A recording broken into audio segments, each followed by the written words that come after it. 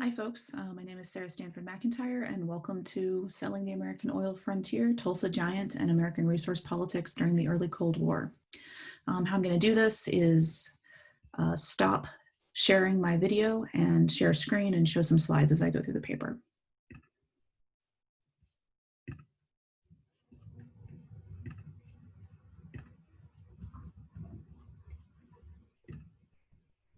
All right, so this is my contact information.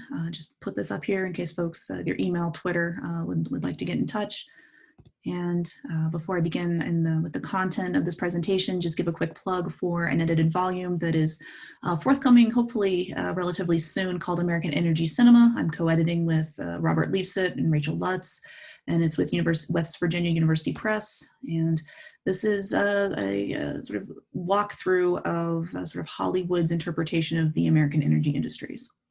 If this is something that interests you, you see any films up here that seem interesting, keep an eye out for this forthcoming piece of scholarship. We're pretty excited about it. Okay, so to get to the meat of this presentation. Tulsa, a film that came out in 1949, and Giant in 1956, are both sweeping mid-century films that dramatize the early days of American oil exploration. Both are relatively critical of the oil industry. However, they are also politicized vehicles for American free enterprise, elevating oil speculation to the stuff of myth for audience at home and abroad. Their creators, producer Walter Wanger and director George Stevens, were very conscious of this political power, and both had backgrounds in diplomatic service. So in this context, it's not surprising that there are many similarities between the two films. Reflecting at the thematic tension between nostalgia for a transformative period in American industrial history and a critique of the industry's excesses. Both critique racial and ethnic injustice in early 20th century America. Both feature strong female leads who rail against the limitations of a patriarchal society. And both depict an American oil industry that slowly, inevitably, corrupts the individuals who attempt to, quote, play the oil game. Crucially, however, in both cases, such heavy-handed social critique is tempered with lush cinematic spectacle. Widescreen shots of breathtaking sunsets, sweeping deserts, and towering oil fields draw heavily from the Western genre to create a sense of nostalgia for a mythic American past with natural splendor and untapped resource wealth. A quintessentially American enterprise, the oil industry is built off American land and fundamental to American individualism and American success. Understanding the early 50s as a period of oil industry anxiety, however, over industry consolidation and the waning importance of domestic oil production allows us to read both films and their creators as appealing to Cold War nostalgia for a fictional industry built on limited government interference and domestic resource sovereignty for a past that never actually existed. Both films juxtapose between plot and visual spectacle to reflect cultural and political tensions of the early 50s. Just as President Harry Truman announced the Truman Doctrine in 1947, vowing to support anti-communism abroad through all military and economic means necessary, America became a net oil importer for the first time. In 1948, 1 year before Tulsa was released, the discovery of the monumental Ghawar field in Saudi Arabia further increased concern among Texas independents that their domestic operations were under threat. And this is a similar concern among folks in Oklahoma and the Mid-Continent. In contrast, multinationals' role in U.S. foreign policy would only deepen over the next decade, and Standard Oil, Texaco, and other famous U.S. oil companies partnered with the State Department, the CIA, and other organizations to secure both allies and oil in the Middle East. The U.S. government and American oil companies produced widespread public relations campaigns supporting these moves. They promoted American oil multinationals as vehicles for anti-communist foreign policy and praised the industry as a tool of American foreign aid and development. The films Tulsa and Giant were released into this context, soothing public concerns by looking backwards to draw a through line between U.S. multinationals of the 50s and independent wildcatters of the early 1900s. They wanted audiences to see these as one and the same. Tulsa was released in 1949 at the beginning of this period, and anxiety about the changing American oil industry can be felt in the film. While the plot is highly critical of the industry's culture of greed and extreme risk-taking, is simultaneously tinged with deep nostalgia for the independent, locally autonomous American wildcatters of the early 20th century. The film opens with a scene of towering conflagration as a gusher well disrupts the bucolic life of rancher Cherokee Lansing, played by Susan Hayward. I'll just move this forward a little bit. The name is descriptive. Lansing quickly informs the audience that she's Native American with deep roots in Oklahoma. Lansing discovers that her prized Herefords have been killed, poisoned by stream water contaminated with drilling waste. Hoping to confront the perpetrator of her crime, her father is instead killed by an explosion from the same offending well. In a bid for revenge, Lansing thrusts herself into the dangerous and risky world of oil prospecting. Along the way, she meets the self-assured geologist Brad Bailey, who convinces her to pair her money with his scientific knowledge to strike it rich, and the two fall in love. However, this is not a simple Horatio Alger story, and over the second half of the film, Lansing slowly devolves into the same kind of greedy, amoral petrocapitalist who caused her and her family such pain and suffering. At the end of the film, Lansing's cousin, Jim Redbird, sets her oil fields afire, seemingly purifying the land and freeing Lansing and his people from the corrupting forces of oil. Through this narrative, Tulsa engages with common industry criticism during that period. The immediate post-war period was an era of rapid expansion for the American environmental movement. Marjorie Stoneman Douglas's The Everglades was published in 1947, Aldo Leopold's Dane County Almanac in 1949, and both were wildly popular. Saw Americans' irreplaceable natural beauty is under threat from human development, such as oil. Similarly, by the end of the 40s, oil companies were already well-established villains in American cinema, standing in for everything from American corporate greed, moral corruption, exploitation of the environment, and hubristic foreign policy. And we see an echo of this tradition in Tulsa. The film was shot in Technicolor on location near Ada, Oklahoma. The land was lent to the production by Governor and oilman Roy Turner, who saw this as an opportunity to market Oklahoma to future filmmakers. And the film opens to a scene of the ultimate American pastoral. You can see that in the screenshot here. Cherokee Lansing rides through the rolling, vividly green hills covered in fields of tall, waving grass, dotted with placidly munching cattle. Throughout the remainder of the film, the natural beauty of Oklahoma is juxtaposed against the degradation caused by oil industrialization. Crucially, however, Tulsa refuses to completely villainize the industry. In fact, Wanger's initial plans for the film did not include industrial criticism at all. Rather, he planned to produce a film that would, quote, act as celebration of robust capitalism and showcase American free industry and enterprise. And it was supposed to be the first in a series on, quote, American free enterprise that would show the entire world how great America was. Planned sequels included films on the airline industry, the free press, and coal mining. And in this context, it's not surprising that in Tulsa, environmental destruction is countered with images of grand hotels, rowdy saloons, and the trappings of boomtown-era Tulsa teeming with life. The city is full of exciting and colorful people, celebrating the possibility of future wealth. And later in the film, oil engineer Brad Bailey implies that such exuberance and resource stability can exist in tandem. And he dims the lights to provide this very didactic slide presentation on resource conservation. Crucially, however, in contrast to the measured scientific petroleum engineer, Tulsa depicts Native American landholders as impulsive, emotional, and irresponsible. Cherokee's more stereotypically Indian relatives, portrayed by Mexican actor Pedro Amendiares and the Italian Iron Eyes Cody, pictured on the slide here, are unable to resist the corrupting forces of oil wealth. Midway through Cherokee's drilling efforts, Iron Eyes Cody arrives in an expensive red convertible to announce that he wants things to speed up. Later, Cherokee's cousin Jim is destructively ruled by his emotions. And his love for Cherokee and distaste for oil leads him to arson. In a scene of breathtaking chaos, an entire oil field of closely spaced derricks is consumed in flame. And as Jim looks on, smoke billowing from these hundreds of derricks, they begin to crash to the ground in cataclysmic explosions. So this stereotypical depiction of over-emotional and self-destructive Native Americans has a long history in American history and culture, and scholars have argued that this context fatally detracts from Tulsa's attempt at any sort of real industry critique, and I don't necessarily disagree. However, the global petroleum industry landscape of the post-war period provides further context for the film's mixed messages. And through both visual and narrative means, Tulsa suggests that while intemperate oil production can be destructive, a properly managed oil industry ultimately brings life, excitement, and culture. This is a scene of characters sort of espousing that exact narrative. So with such a juxtaposition, Tulsa tells the same story using the same Cold War corporate paternalistic rhetoric promoted by folks like the API, the State Department, and others. In an era of growing fear that oil-producing nations would nationalize their resource wealth, the U.S. promoted American oil exploration in the Middle East as a humanitarian expedition. According to industry publications, American petroleum engineers would not only drill for oil, but they would also, quote, uplift primitive peoples. Tulsa audiences were likely intended to make a comparison between irresponsible native royalty holders in early 20th century and Saudi, Iranian, and other post-colonial nations rich in oil wealth in the 1950s. Jim Redbird's spectacular arson attempt might be read as a statement of native sovereignty. He uses fire in a purifying effort to return Oklahoma to a pre-industrial, pre-conquest ideal. However, when juxtaposed against Brad Bailey's scientifically backed and carefully detailed plans for long-term extraction, Jim's actions become self-destructive and impulsive, the revenge of a jilted lover. And according to Tulsa, the path to global energy stability was through support for measured and rational extraction, led, crucially, by American oil companies. For the next 5 years, the early days of mid-continent oil exploration continued to appear in American cultural production, and efforts to control the domestic oil supply also continued. In 1949, Harry Truman declares that all subsurface oil along the continental shelf of the Gulf of Mexico was the property of the U.S. federal government, citing the need to secure military oil reserves in the event of war with the Soviet Union.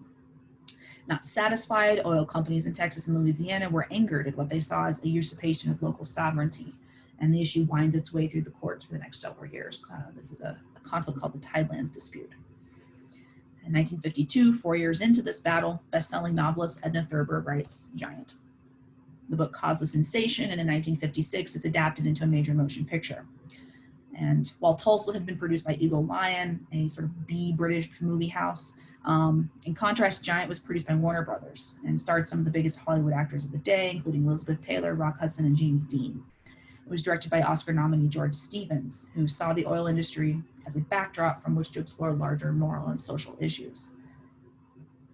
Like Tulsa, Giant employs spectacular visual aesthetics and didactic social criticism to generate a conflicted message about the American oil industry. And as in Tulsa, Giant is also steeped in the Cold War energy politics of the early 1950s, that it cannot avoid this context. Giant tells the sweeping tale of one wealthy Texas oil family. Rancher Vic Benedict, Rock Hudson, marries Maryland socialite Leslie Linton, aka Elizabeth Taylor, after a whirlwind romance. After the wedding, they return to Texas, where their rough and tumble ranch hand, Jet Rink, played by James Dean, falls in unrequited love with Leslie. He strikes oil and immediately attempts to win her heart with his newfound wealth, and does not succeed. Over the next several years, Rink's fortune grows, and during this period, it becomes clear that wealth only amplifies Jet Rink's many demons. Vic ultimately allows oil drilling on Benedict land, and oil makes the family even more wealthy and powerful. The film ends with the final confrontation between Jet and Vic, after Jet refuses to allow Vic's Tejano relatives into his newly built hotel. In the end, Jet becomes an isolated racist alcoholic, embodying the worst of Texas oil excesses. So oil lurks in the background throughout the film, a catalyst that amplifies individual failings and virtues. It is the fuel that prevents social stagnation and allows a growing tradition to continue. However, it is also a lubricant for excess, embarrassment, and personal alienation.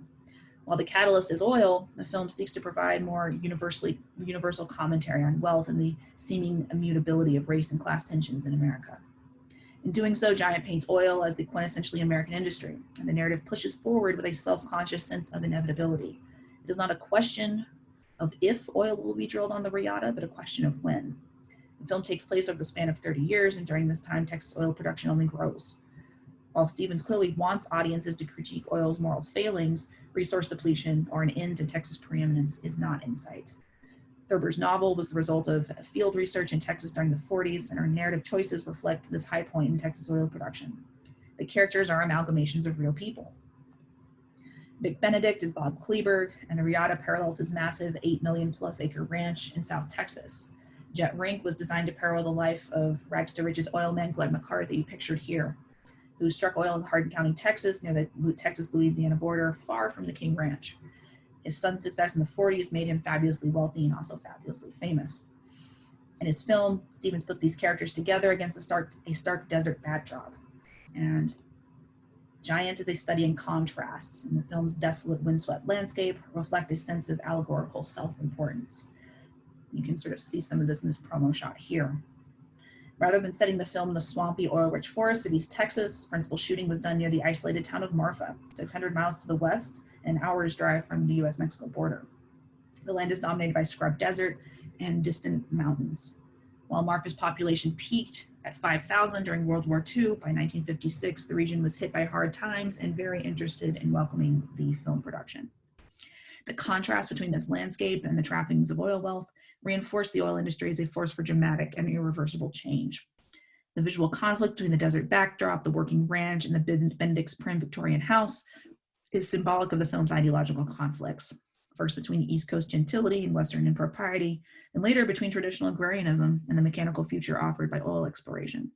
Marfa's arid desert landscape emphasizes the house's stark verticality against the distant skyline.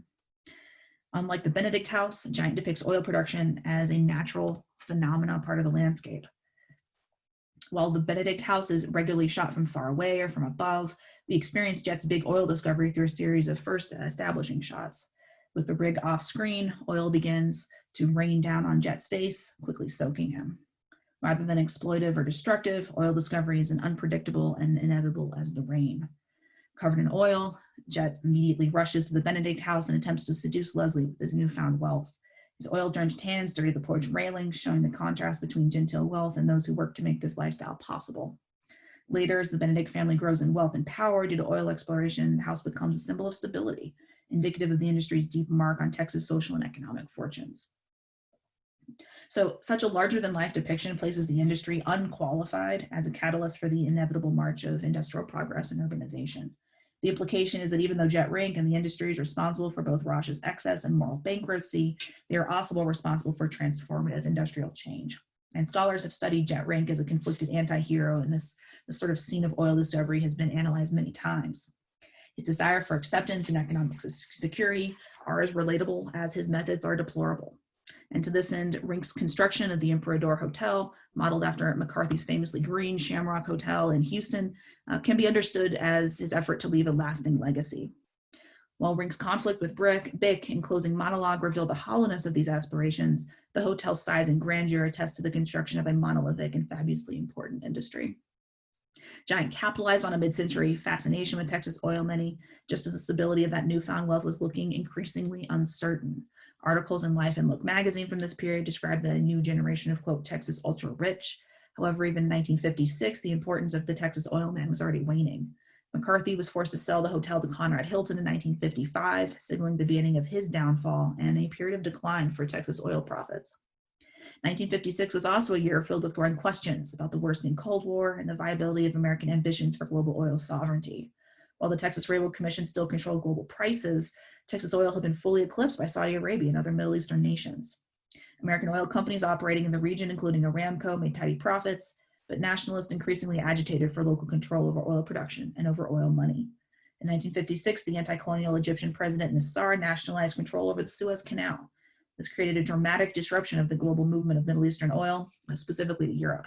While US supplies were not disrupted, the idea that another nation could so fully disrupt the global supply was a source of anxiety and consternation for Texas oil companies. So, taken together, both films offer a panacea for anxiety about American natural resource sovereignty. Both Tulsa and Giant provide nostalgic dreams of an oil industry in which systematic evils were the result of individual moral failings and could be fixed through technical know-how or fought it out and won one-on-one fistfights. In these films, an industry that was already multinational by 1900 is shrunk to the level of individual wildcatters and of single families. This, combined with both film cinematography, shot on location on ranchland near historic centers for U.S. oil production, situates the industry within well-trod American myths of Western expansion and industrialization. It is worth pointing out that the Western was the most popular genre of the 1950s, and the creative team behind both films knew their Westerns. Tulsa screenwriter Frank Nugent collaborated with the director John Ford. Nugent wrote the screenplay for The Searchers, which also came out in 1956, and Giant director George Stevens was nominated for an Oscar 3 years earlier for the classic Shane. Scholars of the post-war Western connect this popularity to Americans' international influence during the Cold War. Richard Slotkin characterizes the Western as a retreat from fears about Cold War nuclear armament and as a reaction to the cultural changes brought by new technologies. A stereotype in the John Ford Western is a didactic narrative of national expansion in which white settlers are the victims of inhuman, hostile savages. And in the Western, the globally dominant America is made small, the victim of forces beyond his control. And in both Tulsa and Giant, the global oil industry is reduced to personal battles between a few individuals. At their core, Westerns are also about conquest, and conflict is most often derived from efforts to either maintain control over the land or to wrest it from another. As Westerns, Tulsa and Giant are defined by a conflict between ranching and oil, and who is best equipped to control that transition. Either neither film questions the inevitability of industrialization. Tellingly, Tulsa's narrator, folksy Western actor Chill Wills, explains that while Oklahoma residents had known about subsurface oil for generations, by the 20th century, quote, it just had to come out. Giant provides a similar narrative, like most oil films focusing on extraction rather than what would become a long-term source of Texas oil wealth, the international expansion of Texas oil services companies and the rise of offshore oil production in the Gulf of Mexico. So to conclude here, both Tulsa and Giant dare to bluntly critique the American oil industry in an era of growing international uncertainty and carefully curated PR. However, such critique is couched in a romanticized understanding of American free enterprise that assumes an extremely high level of local control over the industry's destiny. This reflects an underlying desire for domestic control over a fundamentally international industry. Both films are about efforts to control industrialization in the rural American heartland, highlighting post-war anxieties about the changing role of U.S. oil companies in increasingly global industry. Both films attempt to reassure audiences that the future of oil lay in American-led technological development and that the monuments to American oil wealth built over the past century would not be toppled by either the rise of foreign oil producers or the era's skyrocketing demand. All right, thank you for listening, and I look forward to any comments or questions.